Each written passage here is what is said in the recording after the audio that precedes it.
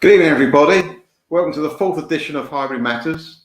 Tonight, I've got another fantastic guest. This is the fourth show, and he will be appearing after this.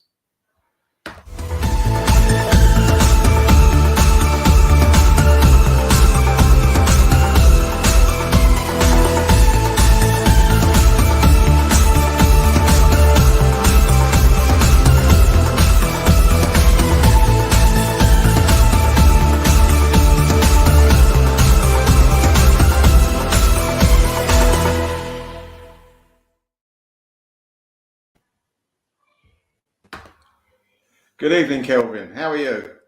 Good evening, Melvyn. I'm absolutely fine, thank you. Well, first of all, thanks for coming on. I really appreciate it. We've had three fantastic guests, and you're adding to it, so that's fantastic. Thanks for asking me. No problem at all. I especially picked my guests, and you were on the list, put it that way.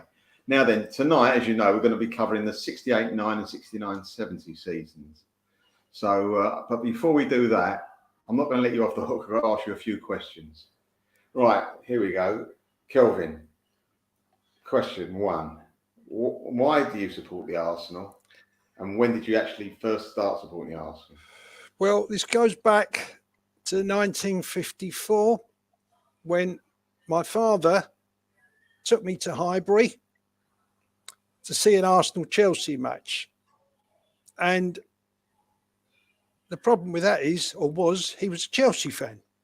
What? He was a Chelsea fan. He wanted to see Chelsea at Highbury when playing Arsenal. He thought he'd take me. I don't think he realised what he did to my life. So I believe on the way home, I said, Dad, I like Arsenal.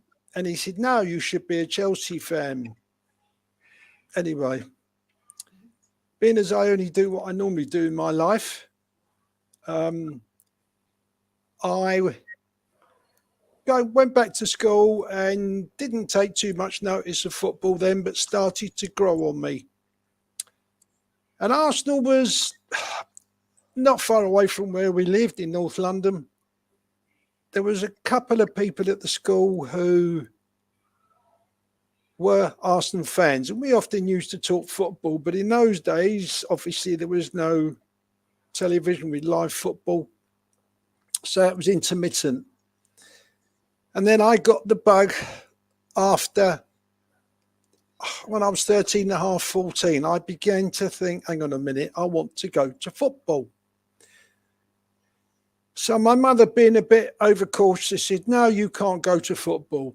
Right, I waited 2 weeks and I spoke to a friend. I said, look, I need to go to Arsenal, but my mother doesn't want me to go. If I tell her that I'm coming round to you on a Saturday afternoon, can you cover for me if she phones? Yeah, that's okay. So on the afternoon in question, I said, Mum, I'm just going round the corner to see, I think his name was Anthony, I can't remember now. And he said, okay, fine. I'll see you later on this afternoon or this evening. Yeah, okay, have a nice day. Bye. Bang. I legged it to East Finchley Station, got a bus down to Holloway, a bus down to Finsbury Park, and walked at speed probably to Avenel Road. And as soon as I saw the place again, I was absolutely in awe. Paid my money at the North Bank turnstile, saw the game. I had no idea who we played, whether we won or lost, but I was there. And that was all that mattered for me to start going to football. Got back home eventually. Have a nice afternoon with Anthony. Yeah, lovely. Okay, fine. Finished. Did you remember to take your bobble hat off, Kelvin? I didn't have a hat on. I didn't have it. It was a very warm summer's day. Oh, I think it was probably early September or late August. Was it the 54 season though? Was it that season, or was it a couple of seasons later you started going after your father took you? That first season? Well, when I was 14, that was 1960. I started going to games properly. I'm trying to think, 62. I remember going with a neighbour down the road who was a Tottenham fan to see their team in the cup final. Oh, that's right. Yeah. And they beat Burnley that day. I also remember going with him one night to White Hart Lane to see him play Benfica when Jimmy Greaves played. Great player. And that was, I'm Arsenal. This is a game of football. Lovely to see it. I'm enjoying it. Football was beginning to grow strongly on me. And then all I wanted to do was go to Arsenal. I then went to games, stood on the North Bank, stood in the West, underneath the West Stand. And I remember seeing Georgie Best, Bobby Charlton, Dennis Law coming to Highbury on a match day and obviously beating us. And Frank McClintock was taken to pieces by George Best, unfortunately. And then it all began in earnest. I managed to find, I don't know how I got the money, but I got the money to get a season ticket upstairs in the West Stand. And I spent a year up there. And I then, again, I don't know how I did this or what I did, but I got back to the box office at the end of the season. I said, look, can I switch this to the East Stand, please? Yeah, that's fine. I'm sure we can find you something. So then they began. So then they said, hang on a minute, we can tell you now. So that was good. So they said, East Stand upper. Yeah, that's fine. I don't know. I said, I have no idea where the money came from, but I had it. Block E. I don't want to say the name of the road. Amanda knows it. And the seat number she knows. I don't want to say that. But I sat in that seat until we went to the Emirates. And Amanda eventually came in when she was old enough to join me in the front, although Amanda first came in my arms one day, over the turnstiles, as I say, in my arms. And, of course, she was more interested in looking around and hearing all these people shouting and screaming, which, of course, she doesn't do herself now. She's a very good girl, isn't she? So that began my world of totally and utterly supporting Arsenal, which I do to this day, and it'll never stop as long as I'm alive.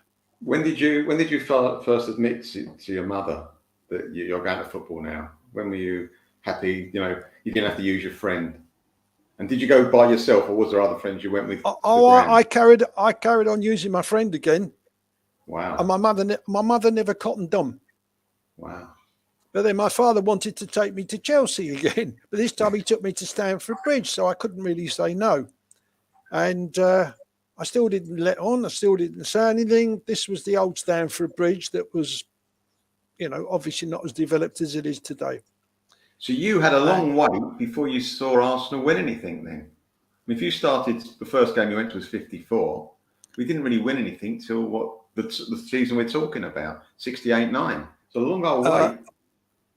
Yes, I did. But, as you know, and I'm sure anybody else know who's watching or listening, that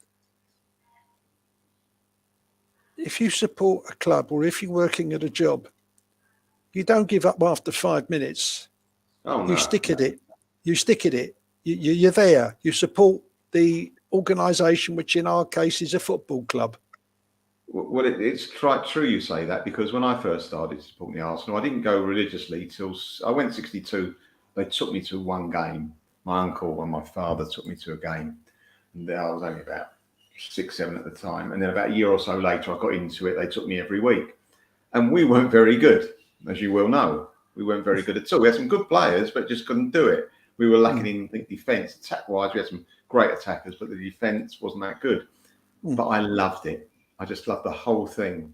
I loved the Arsenal. I loved Highbury, as we're talking about. I mean, Highbury itself. I mean, yes, we wanted to win, but it wasn't the be-all and end-all. I mean, the most important thing, really, I'm talking about the 60s. I don't know whether you felt the same, Kelvin, but to win the FA Cup was more than to win the league.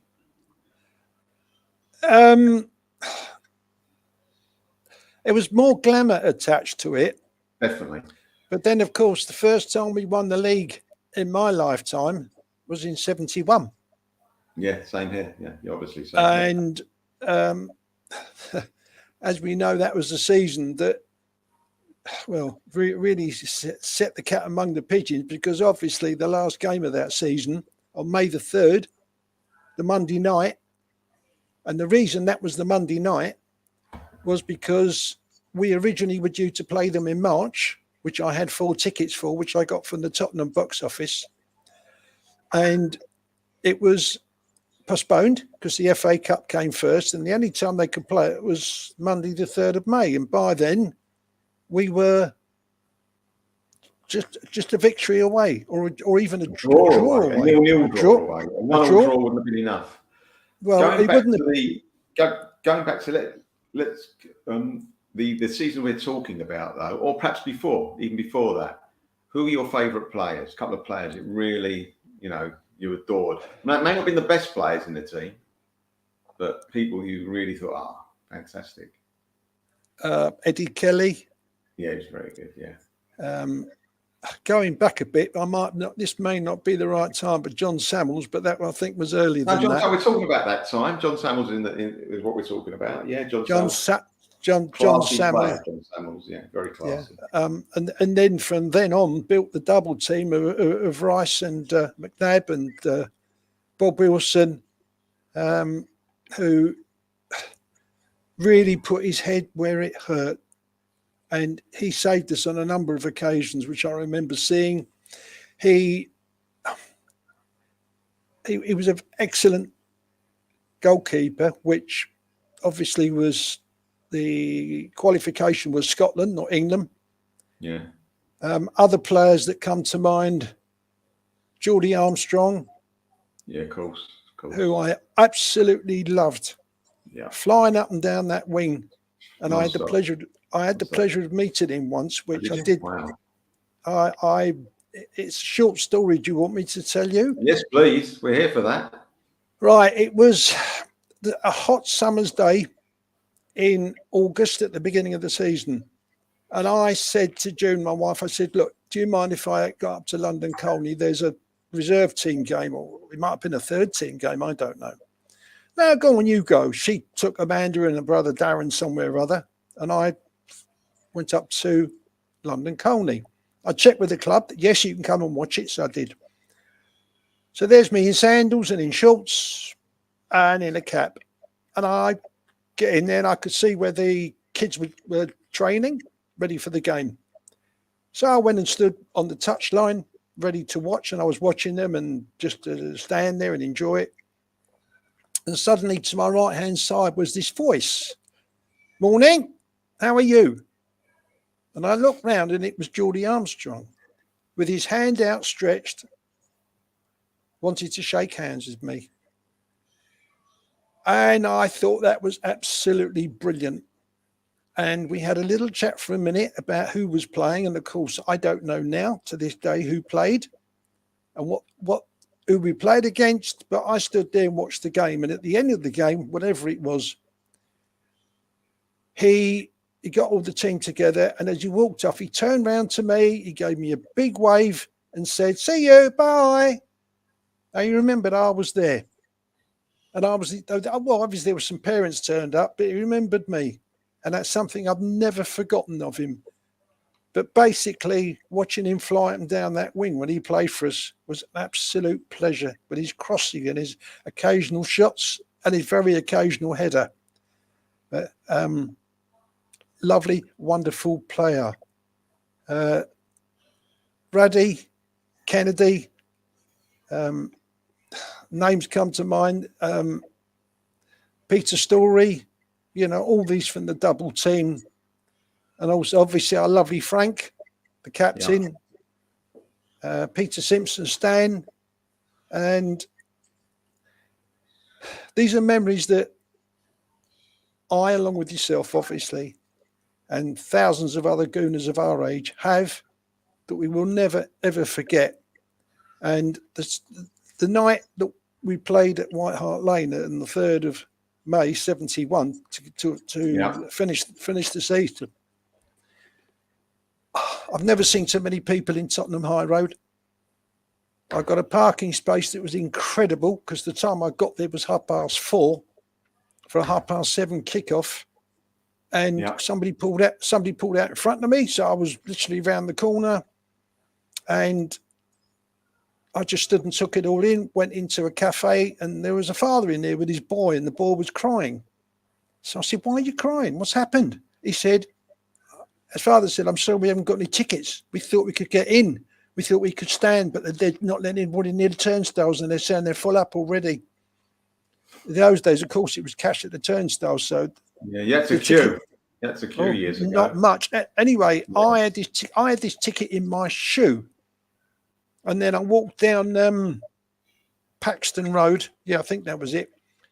To go to the others around the opposite the main stand. And I stood with a policeman and watched a supporter of one of the clubs going up a drain pipe, climbing through it. Yeah. Oh, yeah. I remember it to this day. Going up a drain pipe, and he jumped in through a window, and the policeman looked at me and said, "Well, I'm not going to do anything about that, am I?" And I had 3 people with me. One was a Tottenham fan. One was not really interested in football, and the other one was an Arsenal fan. And of course, when Ray Kennedy scored that wonderful header right in front of me, I'm off my feet, not thinking where I am, but I didn't care. We were winning 1-0 with 11, 12 minutes to go, would it be? And then all I saw after that was the Tottenham attack. It was less than that. Was it? About 3 minutes to go, I reckon. Yeah. I can't remember without checking up. I don't know. But anyway, all I remember is Alan Gilzean going for a ball that Bob Wilson dived on, and I thought he was going to kick his head in. He just didn't care where he put his boot. I'm not saying he went to hurt him. He did not, because he was never that type of player for Tottenham. And it was I wouldn't say it was friends after the game, but Bob Wilson has since said, I think about 6 months later, that he spoke to Alan Gilzean, and Gilzean apologised, said, "Look, I was only going for the ball." And Bob Wilson said, "Yeah, of course, I understand." This was a night that, cemented in my mind where I was going with my non-working life. Well, it's more than it's really it takes over your life, doesn't it? It's like a religion to a degree. It's funny you should say that. It's funny you should say that. Yes, it is my religion. Although, yes, it is. It's something that it's just grown and grown and grown and grown on me. And it used to be that whenever our fixture list came out, and this was before the days of sitting in the park and waiting for the fixtures to come out, I used to say to June, "Look, don't book anything this weekend. We got a home match." And I had a season ticket and I'm going. And we were asked the weekends away with people. We were asked, there was a couple of bar mitzvahs, but I didn't go, obviously, until the Sunday. I wouldn't, Arsenal comes first, and it still does. And I didn't really care. I know that she's sitting in the other room, so she's still there. She's put up with me. Well, her dad was a football fan as well, so that helped me, although he supported Tottenham. But he was a lovely man. And I then began to grow and grow and grow into Arsenal. There were times when we used to go out to the West End of a Saturday night, 1970s, early 71, 2, 3. I had to make a detour to drive up Avenel Road on the way to the West End. And I used to, I wouldn't say I saluted, but I blew it a kiss as I went by to the marble steps. I'm surprised, Kelvin, you never moved there in Avenel Road. Did you ever think about it? Well, yes, you're right, but I don't think June would have liked it. But she cottoned on one day, because she said to me, do we have to go past the Arsenal ground? I said, oh, yes, it's the quickest way to the West End. And I did, and I did, and I did. And she knew what it meant to me. She knew how much it meant to me. The away games I went to, where I said to her, oh, I'm out next weekend, that weekend. I said, I'm going to Leicester. I'm going to Anfield. Where's Anfield? Good, Liverpool. Where's Goodison? Liverpool. Oh, are you going? Oh, was it a game? I said, yeah, we're in the game. You have a good day shopping. Excuse me. And I didn't really have any other thoughts in my mind. We won games, we lost games. I remember driving up to Hillsborough once in the snow with another guy. There was about 200 people in the ground. It was that bad, the weather. We just went and sat in the front row, right opposite the main stand. And I believe we lost. So it was all that way. What a great day. I can't remember, but it was a long time. It was about 30, possibly 40 years ago. But you got this. I remember, Kelvin. I mean, I've been going to Arsenal, as I say, with my uncle and my father for years and years and years. And I do remember you. You obviously don't remember me. I was a kid, right? But I used to see you outside. You always used to stand outside opposite the main entrance. Yes. Always saw you. I think my uncle might have known you, but as I say, I was a kid. It's quite funny how it goes around in a circle. I got to know Amanda, and then I realised who, because Amanda I recognised, because when she started going, there wasn't a lot of people that went to football. Girls went to football. No. It was very, because at Highbury, not that I was counting, but there were very few toilets for women. It was men, about one or two. But so I think times have changed, and for the better. So that's good. Just I want to, if you don't mind, I just want to talk about this. See if you remember, because I had to look all these things up.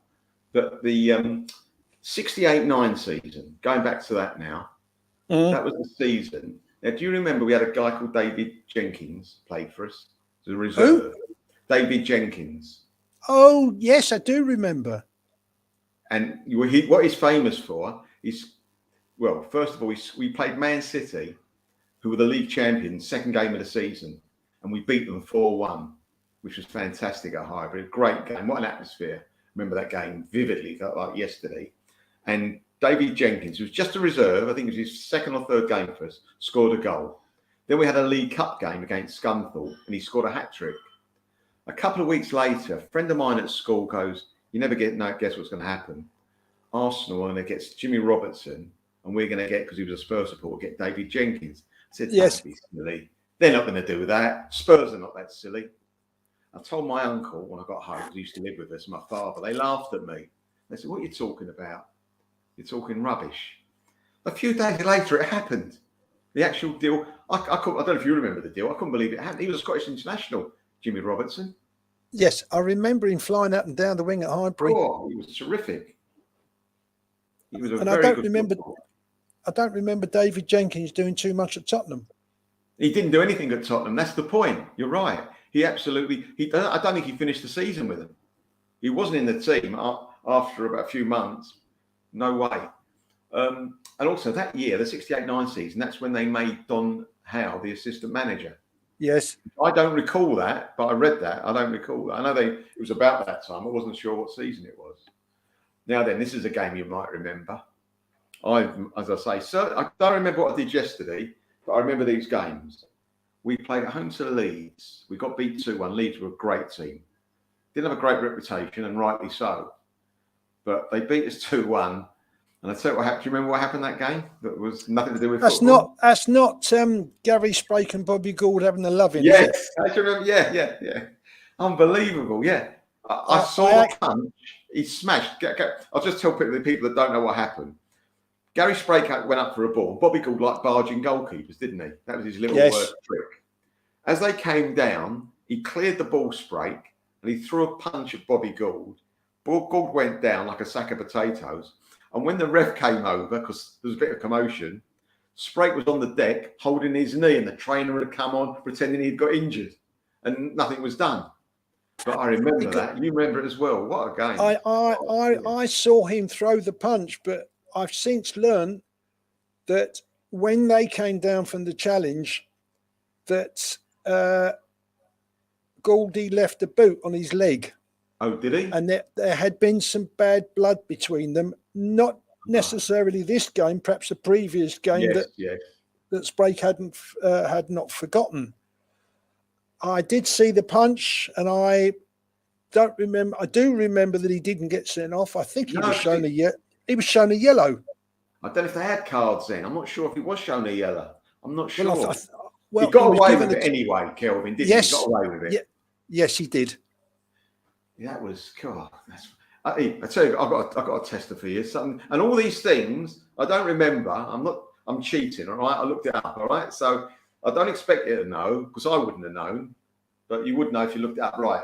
What do you think it would cost to watch that game, the Leeds game, for example, lower tier seating? What do you reckon it would cost? What, in those days? Yeah. Well, where would you be, sitting or standing? Sitting, lower tier sitting. Sitting where? East lower, sitting. Lower tier. 10 bob? Bang on. Bang on, yeah. 50p, which was 10 bob, as you say. It was actually 10 bob. That's amazing. Yeah, 10 bob, yeah. Well, obviously we're looking at 100 years ago, so things are a bit different today. Yeah, but I think football tickets have gone up over with more than inflation, haven't they, in all fairness?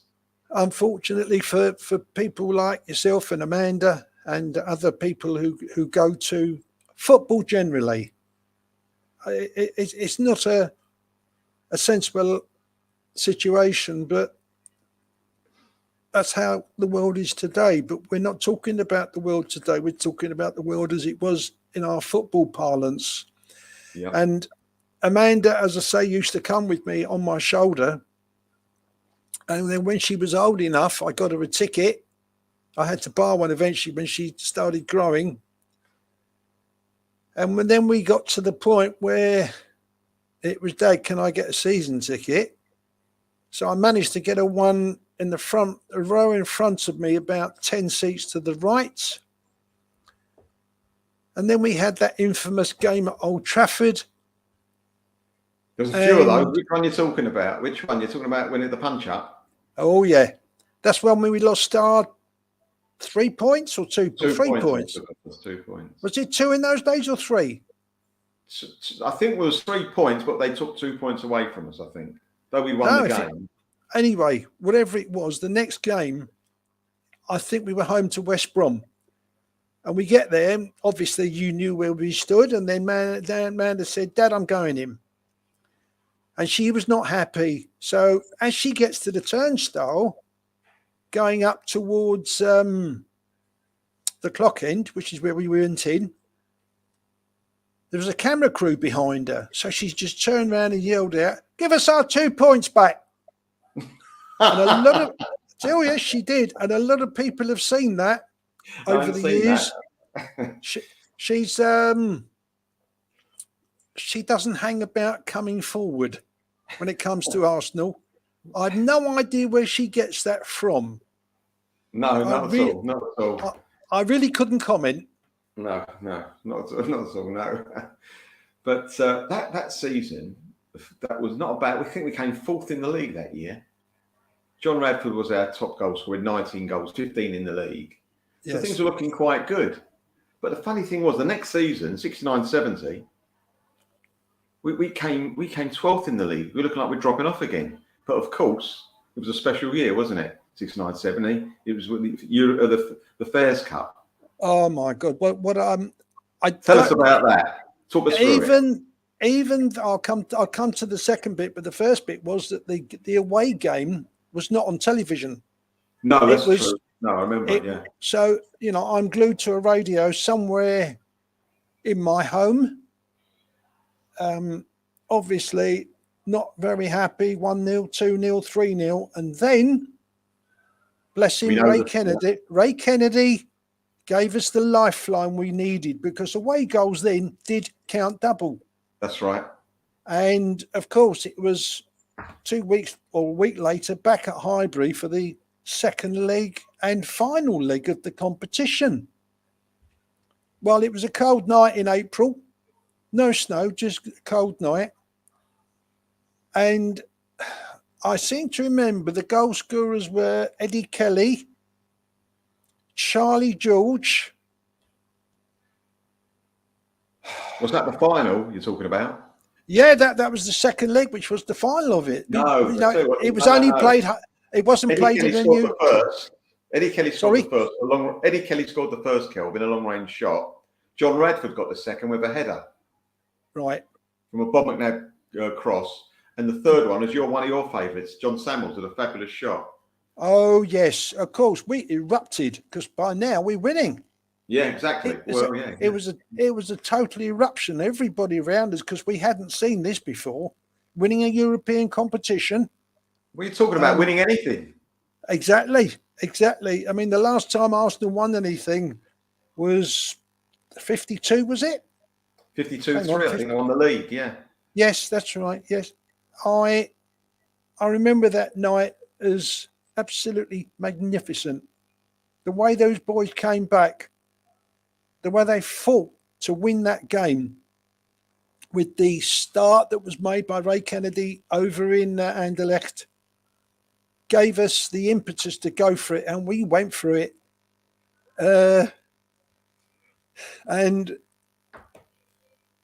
then 69-70 led to 70-71, which we all know what happened there. Yeah, we're going to talk about that another time. That was you can spend hours on that one. That was amazing, wasn't it? That was something special. And yeah, as I said, we won the double the following season, 70-71, but the 69-70, we were a better team. But we just couldn't do it in the league for some reason. It never, we never, for some reason, we just couldn't do it. Right, I've got some things to show you here, show people here. Yeah, go on. This is, I'll show you this one first, Kelvin. No, that's not the one I'm looking for. That's the one I'm looking for. Get there in the end. Now, that is a very young Charlie George on the top. That's his first game for Arsenal in the first team. We played, I don't know if you remember, we played Swindon pre-season.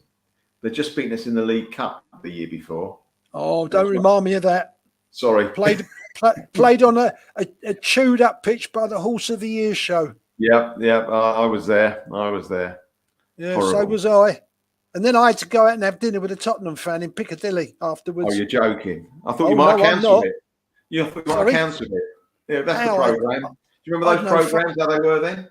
Yes, I at one time I had stacks and stacks and stacks of programmes, which I don't have anymore. But yes, of course, I remember that. Yeah, that was like 4 or 5 different games. That was from that season.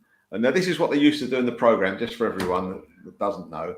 They used to do an Arsenal crossword before the game because there was no internet. There wasn't even any music, I don't think, apart from the band before. Oh, the band! You used to hope that the band lead, the commander, he used to toss his caber up in the air and we're hoping he dropped it, which he did once, only once, but he did. He did, yeah. It's like we scored a goal when he did that. The crowd went mad. Absolutely. Yes. And then the half-time score's been put up on the little boards around on both corners. Yeah, with all the one letter by every letter is by in the programmes, all different letters with the names of the other games. Yes. And you have, I remember that. These scores in. Fantastic. Absolutely fantastic. Yeah. Yes. What we got here. This is the game that Sprague knocked out Bobby Gould. That's some great. I don't know if you can see that because it's a bit small. Yeah, I can see it. I remember that team, and obviously you can't forget the Leeds team because that was a team that caused havoc everywhere it went with their tackles. But don't you think, Kelvin, they should have won more Leeds with the team they had? They didn't win a lot, did they? I often wonder at those days why they didn't win more, because the creativeness was there from Johnny Giles. Mick Jones was a hell of a centre forward. Madeley was a very versatile defender. Norman Yes, Hunter he was was, brilliant. that speaks for himself. Jack Charlton was so tall and so lanky. He beat us 1-0 in the League Cup of 68, I think. Yeah. And Billy Bremner, wow. And Sprake, we've already discussed. And Eddie Gray, that's some winger. But of course, it's not really for us to talk about them. It's Chelsea to talk about. Yeah, we will move on. This is the Man City game I was talking about when we beat the league champions of just a few months before, 4-1 evening game. I remember I went to school, met my uncle in his factory. We met him, and then he went round. I went and he took me from his factory to Highbury. We watched the game, and it was a lovely summer's evening, being a Tuesday like in August, and we beat the champions 4-1. What's going on? What is going on? We thought that was fantastic. Yeah. Now this is it. This is funny. You won't be able to read this. It's small, but I'll tell you what it said. This is the new seating arrangements in the Lower East. They're making more seats, and you know what it says? It's taking the seating capacity up to 17,500. It says. How can that be? It's ridiculous. There's hardly a lot of standing, wasn't there, years ago? Yes. You don't realise how much standing there was. Yeah, but then they did the same opposite. Yeah, they did after a while. They did. Yeah. I did for some games sit in the Lower East until I had the season ticket. Didn't like it because the seats weren't banked enough. And also, they weren't. They were just made of wood, weren't they? But the ones upstairs, they had a little bit of padding on, didn't they? Upper Luxury compared to downstairs. Sheer luxury. Yeah. Now this program. This is the Arsenal we're talking about. It is the Arsenal, not Arsenal. It's the Arsenal. We know that, the Arsenal. This program I picked out because I don't remember it, but I went through some collection I've got, and this popped up. It's a Jubilee one because that is. I thought, what's it a Jubilee? I had to read in to see what it's a Jubilee about. But that I've got it here. I think it is the 50 years being in the top division. Yeah, I got it here. It says 50 years souvenir edition. Was that? No. What year was that? 88? 68-9. Oh, 68, not 88. No, 68. No, we're doing 68-9 and 50 years in the top division. They're going through old Arsenal players. Oh, I was obviously there for that game because I didn't miss a home game. Same here. I must have been there, but I don't remember it being that. I don't remember that. No, I like the price of a shilling. Shame it's not like that today. That's to the people that don't know. That's 5p, isn't it, Kelvin? Yes. Yes. Yes. That's correct. One of your famous P's, please. Yes. This is this one here is the semi-final that we spoke about. 1-0, John Radford at home. That was a great game. Great semi-final. Two-legged. What Tottenham?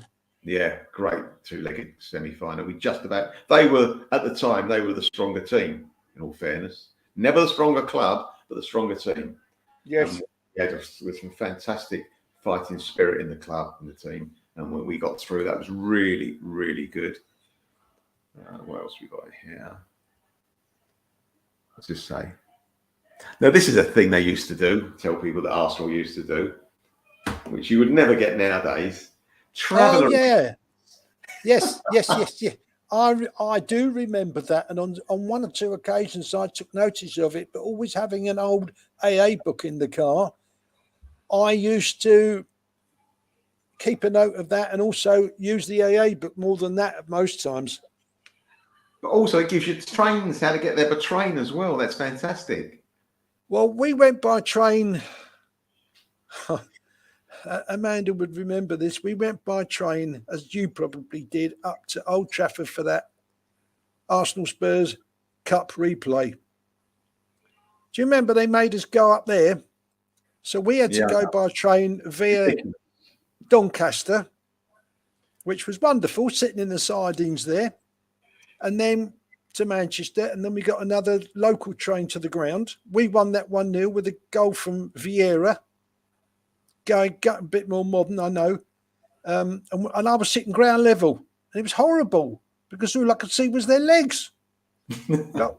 And then, of course, coming back, you went back into the sidings at Doncaster again. So that was great. I mean, we're not as football fans, we're not treated very well, are we? In all fairness, how can you have it in Manchester with 2 London clubs? I mean, well, that's the FA. yeah, They just got weren't bothered. They've got the right letters, haven't they, Kelvin? Unbelievable. I don't think it's any better today, but of course, not travelling, I don't know. But I do feel for Arsenal fans who really put themselves out. I know 1 or 2 people who do this, and good on them for doing it because they support our club through thick and thin. Yeah. Now, this is also another thing with the programme. There's another thing they used to have. This is the gunner shop. Jack Kelsey used to be in there, the ex-goalkeeper. And it's got all the price list. Yes. I went and spoke to him one day. I was driving past here in the week. And in those days, you park anywhere in the street down Avenel Road. True. There was no restriction. So I went into the shop and he was there. And he was so friendly, so nice. He was happy. I think I stood talking to him for about 45 minutes about the team, about games. And unfortunately, his career was ended by Vava, was it, or Didi? Well, Brazilian. It was one of the Brazilians, wasn't it? Vava, was it? Cup? Was it the World Cup? No, it may have been. It was. I don't know if it was Didi or Vava. He played for Vava. Wales in the World Cup, and Brazil, I think, won it that year. Yes. Well, they won it most years, but yes. Yeah. He was a lovely man. Lovely, but he told me how much money he earned a week. And he said to me, this is what I earn. And I thought, why is he telling me? And then when he told me how much, I thought, that's why he's telling me. It was appalling. Yeah, it was absolutely shocking what they paid him. Well, I mean, it used to be the footballers years ago had no power at all. I think the clubs used to hold their registration, didn't they, years ago? So they couldn't actually, if they wanted to leave, they could not leave unless that club gave them 100%, so you can go. If they didn't give them permission, 100%, that would be it. You'd sit in the reserves, or you couldn't play for any other team. But when they wanted to get rid of you, it didn't care what you thought, the player. They moved you on. And as one particular player has told me since that, I suppose I can mention his name. It was the lovely Frank McClintock. Oh, fantastic. He'd gone to QPR, and I was driving past QPR's training ground in West London. I've forgotten where it was, Perivale, I think. And I saw these hoops, and I thought, that's QPR. So I stopped the car, walked onto the grass, and they were all coming off. They'd just finished. And he was walking towards me, absolutely covered in mud and sweat. So I said, excuse me, do you mind if I have a chat? And he said, no, how can I help you?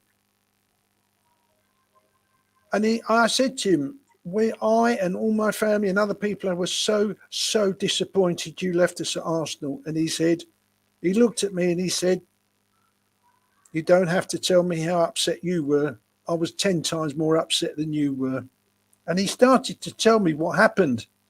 And I'll keep that between him and myself. But let's just say he was not happy. He was very, very disappointed. But it was so lovely of him to stop and talk to me. I could have been a QPR fan. I could have been an idiot. But I'm not like that, never have been. And he was a pleasure to talk to, a lovely man. Do you remember who they bought to replace him, Kelvin? Wasn't John Roberts, was it? No. John Roberts played with him, actually. He was more John Roberts, they bought Jeff Blockley. Do you remember that name? Oh, dear. Thank you. I thought you might remember that. Oh, dear. I remember the semi-final at Hillsborough.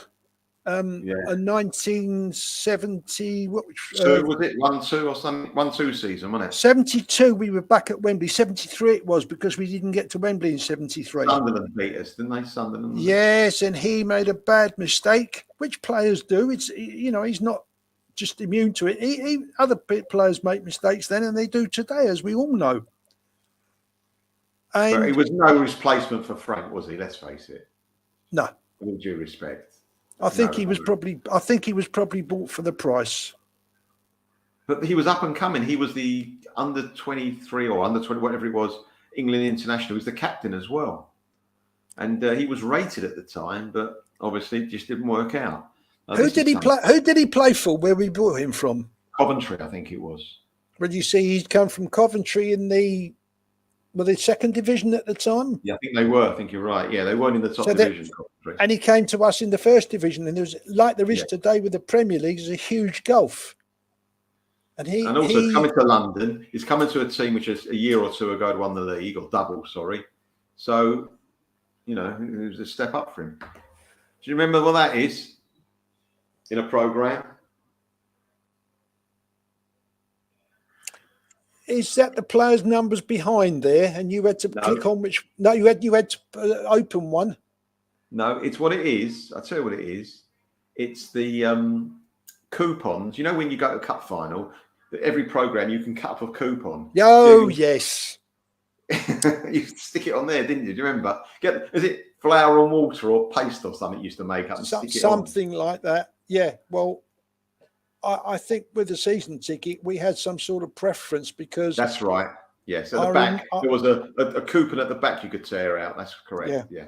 I remember queuing for the 79 Cup final with Terry Neal and Don Howe and the Liam Brady Cup final and Graham Ricks and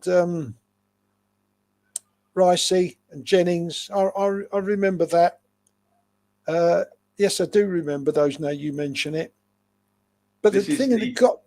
Sorry. Also, the kickoff times were rigid in those days at 3 o'clock, or of an evening 7:30. Correct. And the advent of television changed all that. Well, do you remember if we played? I've probably said this before, but I'm going to say it again.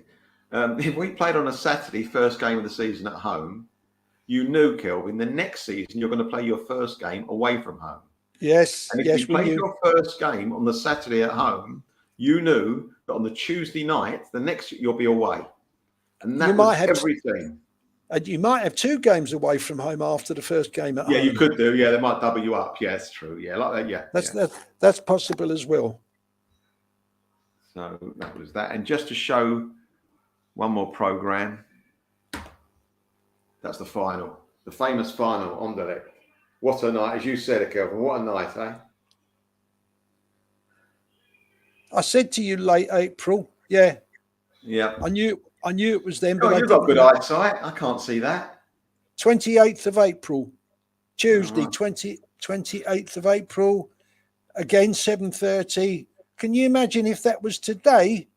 There'd be camera crews all over this. Kick off about 8 o'clock, and they'd be on there till 10:30, 11.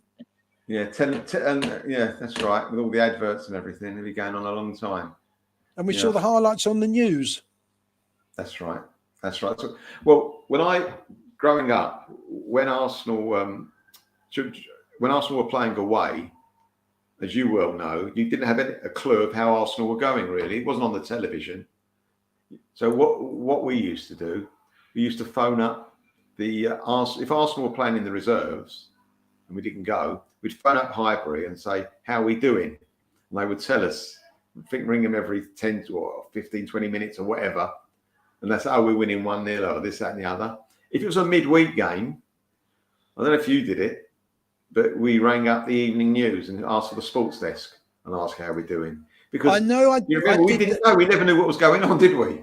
No, I knew once or twice, but then on a night game, it was impossible. But on a Saturday, it was David Coleman, grandstand and teletext. But teletext normally was really at the end. You had to bite your nails till the end of the game. Yeah, but he did give you... He was talking about horse racing or skiing or table tennis. There was wrestling on, wasn't there? Do you remember the wrestling? Oh, hang on, I've just had a score in that Arsenal were winning 1-0 at Bolton, whatever it may be. But he didn't give you a rundown of everything. You may be an afternoon, Kelvin. You're sitting there and he doesn't say anything about Arsenal. I remember, and thankfully that's changed for the good of supporters like us. But yes, in those days it was just in its infancy. Yeah. It was. basically, it was like chalk and cheese to what we've got now. Chalk and cheese. 50 years ago. God, don't. I'm only 48. How can that be? Anyway. For me, I'm well past that. All right, that's not my real age, all right? That's the clue. No. I've been going to Arsenal 60 years myself, actually. Yeah. 60 years, yeah.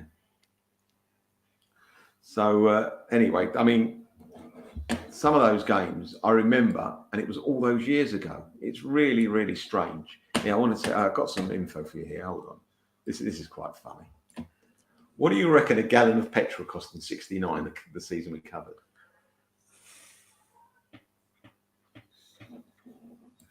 2 and 6pence.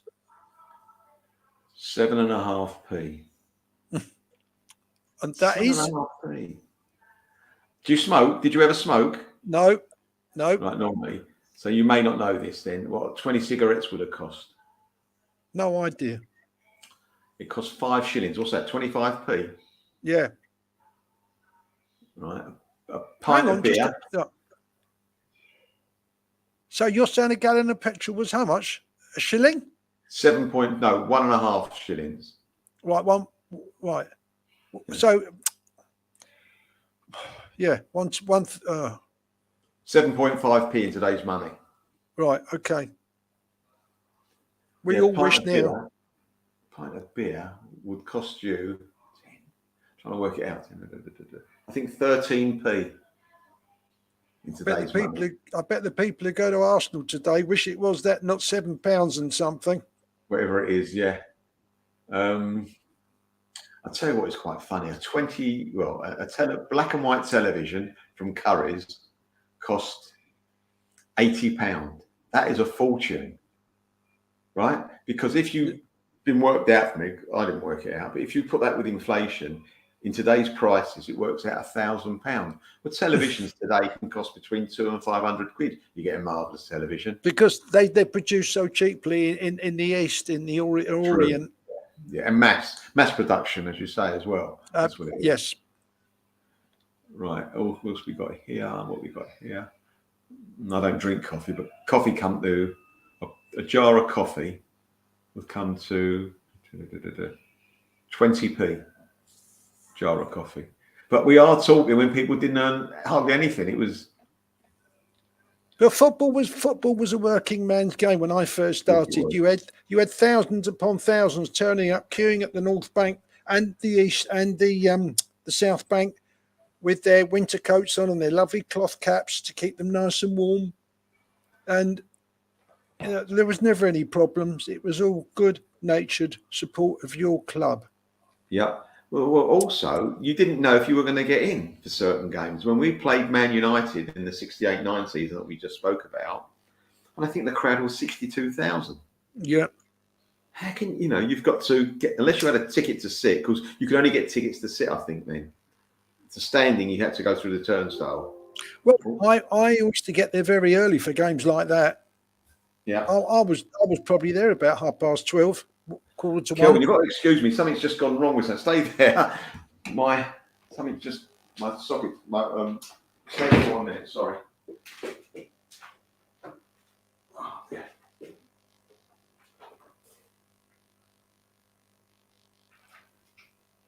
For everybody who's watching, I There we hope you're are. There we enjoying go. it. That's all right. My lead had come out of my battery for the laptop. Right. Yes. I mean, 62,000. I mean, God. And yet we played Spurs that season, and it was only 44,000. You think Spurs would be as much? Was that a normal league game? That's a normal league game. Yeah. In the cup game, I think it was over 50. The cup game. Well, our biggest attendances were United. Yes, they were. They were always those. Spurs always our rivals, but for some reason, United were the team. Yeah, because people want people. My father, he talked about the Munich air crash because he went to the Arsenal game just before they crashed. It was their last game.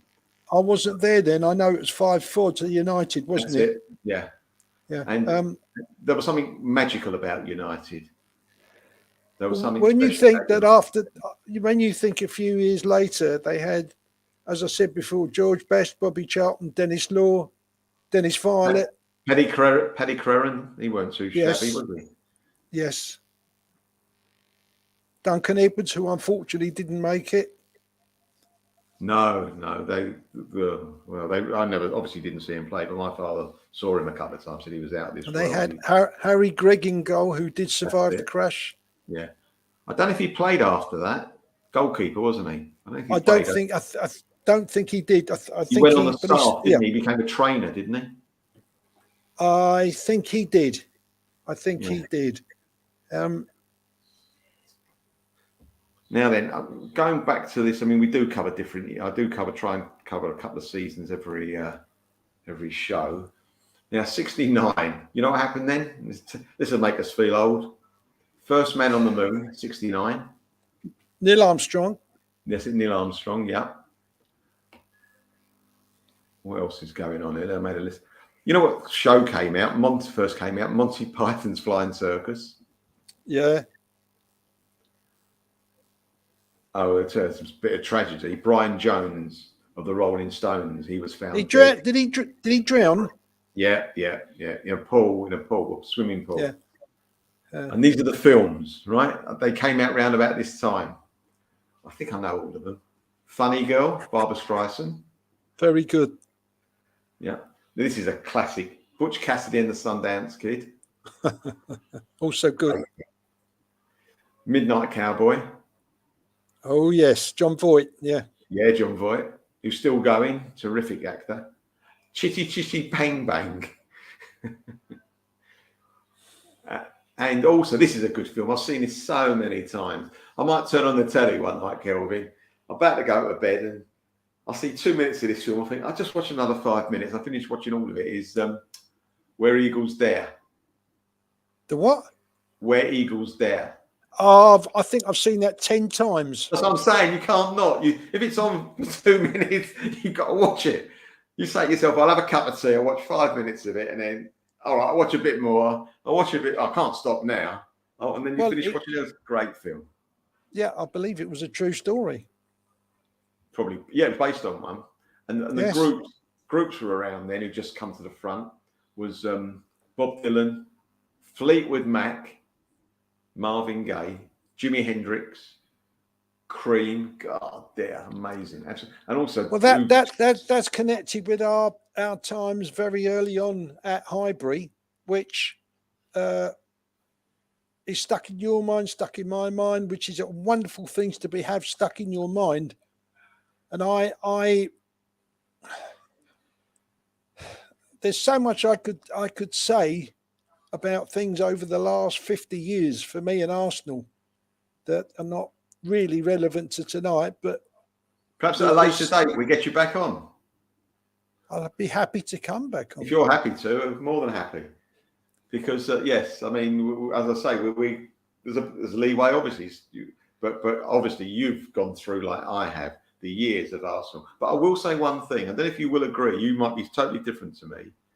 I've watched Arsenal for a long time, and I've seen some fantastic teams. I've seen double teams. I've seen invincible teams. I've seen football that I'd never thought I'd be able to see. And yet, for me, this era, the 60s and very early 70s, is my favourite. I don't know why. It's because of nostalgia. The things were different. I mean, everything seemed better. Even the football shirt, the colour of the red shirt is different now to when it was years ago. And I think 68-9 was the season we started wearing the away kit of yellow and blue, which I loved. Oh, absolute classic kit. The club won't do what you and me and Amanda and every other supporter wants to bring back because they get more money out of new outfits. Of course. But wasn't that a great kit, the yellow and blue? Wonderful. Well, I seem to remember we won a little game somewhere at Anfield on the 26th of May, 1989. We're in that. Yeah. I don't know if anybody knows that story. That was a day that I and Amanda have inbred on our hearts. Do you want me to relate it or not? Go on. Yes, please. For people. Well, I got 3 tickets through Tony Adams because I worked in an office where somebody knew him very well, phoned him up one day and said, look, he's coming in tomorrow to see me. Don't you dare react to him walking through the door. So, of course, I didn't.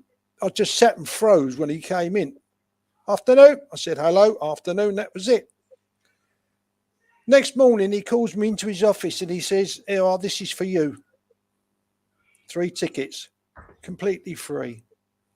And another friend of us used to come with us to football. He got 3 from 30 Foley because he knew him south of the water. So anyway, cut a long story short, I arranged it all. I said, look, you all come over to my house in Clay Hall. Be there for 9 o'clock. June will make breakfast, which she did. She made about 50 rounds of toast, fruit juice, marmalade, tea for 6. And we left. It was all in the garden, by the way, because it was a lovely, warm, sunny day down here. We left home at 10 o'clock, which I don't think everybody was in that party agreed with. You might know who that is. And we drove up.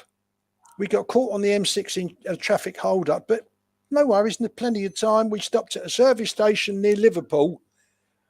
No names mentioned, but I had the worst food I have ever eaten when I haven't been at home in my life. We left there at 5 o'clock. We drove the short distance to Anfield. We parked in Stanley Park and walked to the front of the stadium at Anfield. We were approached by London Tonight, as it was probably called in those days. Do you want to come on the programme? You're obviously Arsenal fans. Yeah, we'll go on the pitch. Well, that didn't happen because the groundsman wouldn't let it happen. We were interviewed in front of there, live on London Tonight. Tom Watt was with us, and they brought him in to stand with us and do most of the talking. Amanda's brother Darren was asked him what he thought. He said blinding. He didn't know what else to say. And my wife had, June had someone come running down the road and said, "Oh, quick, put ITV on. Kelvin's on it." Right. So, of course, she puts it on and records it on the spot on the video that was set for the game, which I did before I left home. The rest, as we say, is history, except with 2 minutes to go, it was 1-0. Amanda said, "Dad, let's go. Let's miss the traffic." I said, "Amanda, we're not going anywhere. There's still time for us to win this game."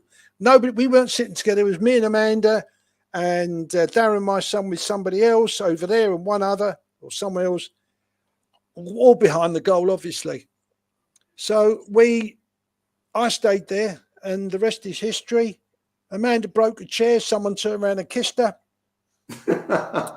Oh, yeah. And then I must tell you this, on the way out, at the back of the stand, there was a row of police men and a woman policeman, all holding these big sticks in Liverpool that they do in case there was any problems. Well, we all went out singing and dancing and shouting. And the policewoman was standing on the very near to the steps I was going up. And she was gorgeous. So I went up to her. I said, "Do you mind if I kiss you?" So she said to me, "I'm very happy for you to kiss me. I'm an Evertonian." So brilliant.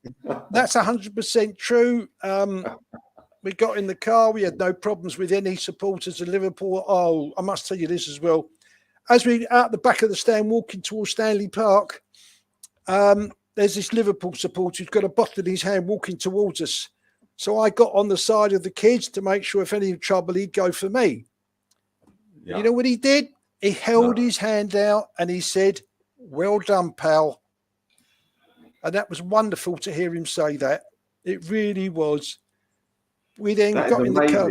Because had they, it made no, that game, Kelvin, had it made no difference to Liverpool, it was just an ordinary league game. When we've played league games at the end of the season where we had nothing to win, nothing to lose, but the team we were playing, it was very important for them.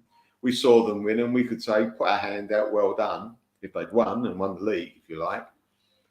But to lose it to Arsenal, when they're big odds on to win Liverpool or not lose, that shows that is very good what that guy did. It takes a man to do that. I'm not too sure I could have done it. I'll be honest with you. I wouldn't have tried. I would have put my head down and walked home being sad. And to do that is brilliant. Absolutely brilliant. It was a phenomenal way to end the season, but unfortunately, because it was only ITV and Sky wasn't around then, it didn't stay with them for the next 3 hours. There was Yes, no true. coverage. There was no coverage. Well, we're going to the news now. Oh, big deal. On the what we we stopped at Sandbatch services to have something to eat, and as we got there, I could see a line of gooners doing a conga round the petrol pumps. Yep. We then went into the cafe. We all sat down, and sitting next to me was this young guy, and he's what I thought was a girlfriend. It turned out it was his sister, and his father was George Graham. No. Oh yes, oh yes. Wow.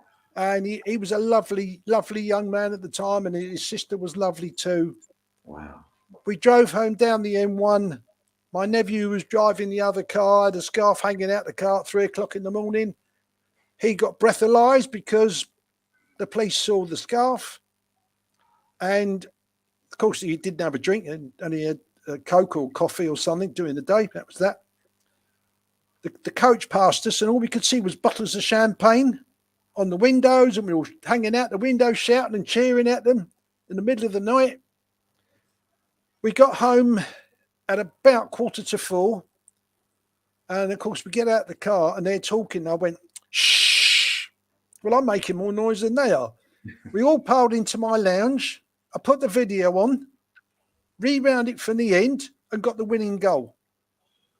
And it was wonderful. And June came down 4 o'clock in the morning to say hello and well done. You know, she was waiting for us to come in. And then we ended up in Hackney Town Hall 2 days later. I mean, there can't be too many people. There's a few, and I could have done it, but I didn't. I went to the Spurs game in '71, which was phenomenal. I didn't go to the Liverpool game, but you went to both. I mean, wow, those 2 nights they were fantastic to be there.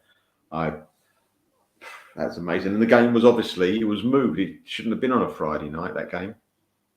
It was moved, wasn't it? It was done for ITV, not for Arsenal or for Liverpool. That's Who cares true, about you? Who cares about you? And in fact, we were lucky that they gave us anything after the game because they wanted to put the news on. Yeah. Well, that changed football, though. That they reckon. I know we're not talking about that year, but we will do.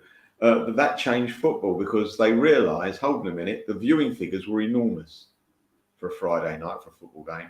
And they thought we might have something here, and that's when the whole thing in the mind came from Sky. Hold on, let's look at this from another angle. Can we do something with this? And that's where it left us.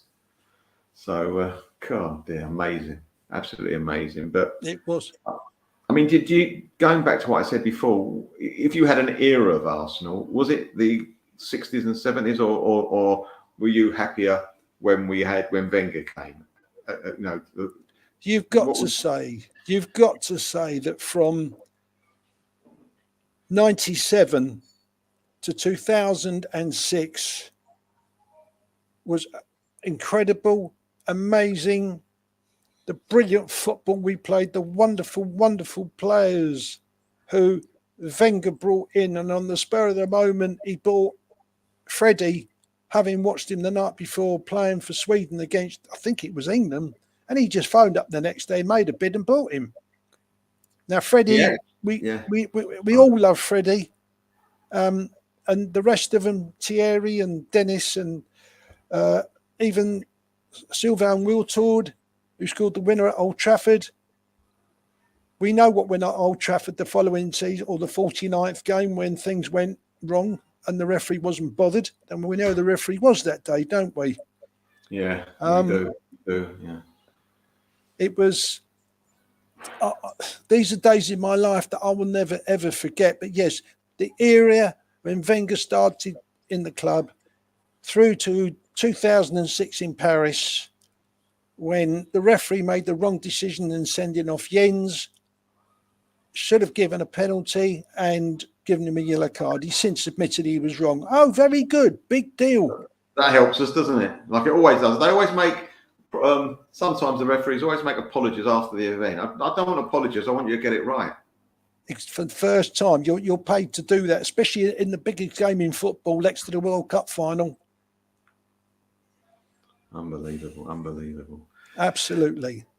But no, I mean, though you listen, I love that the Henrys and the Vieiras. I mean, I've never seen Arsenal have so many world-class players, and world-class is something that is used over the top, in my opinion. But I've never seen Arsenal have so many world-class players on the same side for so long.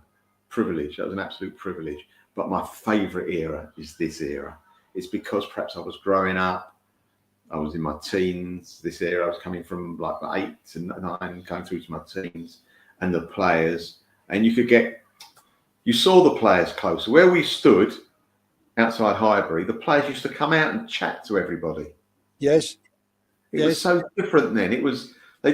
I absolutely hate when you see players, and I'm not mentioning any clubs, they're all the same probably. They get off the coach, they got the headphones on, they got their glasses on, they got their hat over their face as well, head down and walking straight in. That I cannot stand that. All you've got to do is look up and smile at a kid, and that kid will remember that. A smile is the least. Even the manager wouldn't mind that. Talking about coach, I had an instance where things went badly wrong on a journey to Leicester. I bought a car and I was going up the M1 with a friend of mine to see Arsenal play at Filbert Street, and there was smoke coming out the bonnet. So we stopped. We managed to get to a phone, and breakdown came out and said, your big ends are gone. We'll have to tow you to the garage and give you a new engine. Have you got the money? So I said, I'll get the money. So anyway, I said, can you take us to the ground? Because I want to go and see the game. So my friend said, how are we going to get home? I said, we'll have to sort something out with that. Anyway, we get to the ground. The coach arrived, and then I saw Bob Wall outside. So I went up to him and I said, excuse me, Mr. Wall. Club Yes, secretary, sir, how can people don't know. Club secretary, wasn't he? I said, how can I help you? I told him, I said, look, my car's broken down. It's in a garage. It's not drivable until they put a new engine in. I have no money enough to get home by train. Is there any way you can help me, lend me some money, and I'll refund it to the club? He said, meet me here after the game. Wow. So we lost that game. I think it was 2-0 to Leicester. I stood outside the players' entrance. He came out. He came straight up to me and my friend. He said, you're coming home on the coach with us. No, really? And Terry Neal was the manager. Wow. It was obviously very subdued on the coach, and we weren't offered any food, but we had a cold drink of some sort. But I was in dreamland because, number one, my car was up the wall. That's one problem. Number two, how am I going to get home? Number three, they'd taken me back to, I don't know where it was. It might have been even Avenel Road, and I went home by tube. But that was wonderful. And then the next problem was finding the money to get a new engine done. Oh dear. So I had words with my parents, and they didn't want to know. So there was the odd argument over the next 2 to 3 days. I can't remember if my grandmother gave me the money or my brother helped me, but somebody did. So I phoned up the garage in Leicester. Yes, Mr. Lewis, it's all done. Have you got the £200 or £300, whatever it was? I've got it. Yeah. When are you coming to get it? I said, look, if I come up next Saturday morning on an early train, can you meet me at Leicester Station? Yeah, we'll do that. So they did. I got a ticket. The train left on time, got there on time. They took me to the garage. I gave them the money, got in the car, and I got a brand new engine, which is 30 miles an hour all the way home down the M1. Oh, you used to do that years ago, didn't you? To break it in, yeah, years ago. Anyway, we had a home game. So I drove straight to Highbury. I got a parking space somewhere near the ground at 2:45. Ran up to the ground. You wouldn't do that today, 2:45, get a parking space. No, you're right. And I managed to get in 1 minute past 3 when the game had just kicked off, and I stood on the North Bank. I got a space, stood on the North Bank, and a new engine kept me going until I traded it in for another car one day. Amazing. Wonderful memories. You get something done if you need to, if you want to, and if you're determined enough to do so. But a fantastic story with Bob Wall as well. That's why we are the Arsenal. That is what absolutely, it's all about. Absolutely, a lovely man, and I'll never forget obviously no longer with us. What a No. lovely thing he did. Fantastic. Well, we've gone over. I'm not surprised we did with you, because you've got so much to, you've got so many fantastic stories, and we could go on and on, but I said it would be 60 minutes, so it's gone over by 15, which I don't care. I'd like to do a bit more, but I'll leave it like that. Kelvin, thank you again. Really Thank you. enjoyed it. Can I just say something? Of course you can. If you can see that, The Arsenal mug, yeah. yes, this is what I drink out of on a match day, or the other Arsenal mug. And to all gooners everywhere, whether you're young, middle-aged, or pretty old like me, I wish you good health. I wish you happiness. I wish you complete and utter success this season and for a long, long time to come. Hopefully with Mikel Arteta at the helm, Yep. and the Kroenkes backing them. Yeah. I think, it could be okay. It could be okay. I mean, do you drink during the game? Drink? Do you drink that Water. cup during? No, do you drink during the game, or is it after the game you? No, I have that with a cup of tea in the morning, 4 o'clock in the afternoon, or 9 o'clock at night. All right, not just on that day. Not just on no, that day. if we're playing, I might have it half an hour before the game as a pre-match meal with a sandwich or something. Right. Such as tonight. I had it tonight with something that June made, and I've got another one which is another version, not quite like that, but this is a more modern one, and it's just my life. And mine. Just one quick story. When I worked in an office when I was from 16. I was in office, and I had a lot of guys my age who all joined together. And a lot of them were Spurs supporters and West Ham supporters. There weren't a lot of Arsenal there, and I was the only one. I was fighting my corner for Arsenal, always having arguments with them about football. Though we were friends, there was a lot of banter, heavy banter, I would say, going on. And we had a tea lady come round. They had those horrible green cups on a trolley she used to bring, and I thought, I'm fed up with this. I don't like it. It's horrible. So I bought myself an Arsenal mug similar to what you've got. I said, look, I hope you don't mind. Can you use this for me? She goes, all right then.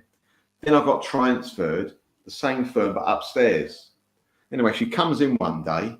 I was working upstairs. And then she comes in and sees all the boys, and she looks around. She says, where's the Arsenal? He'd gone missing. Where's the Arsenal mug? And they all shouted out, he works upstairs.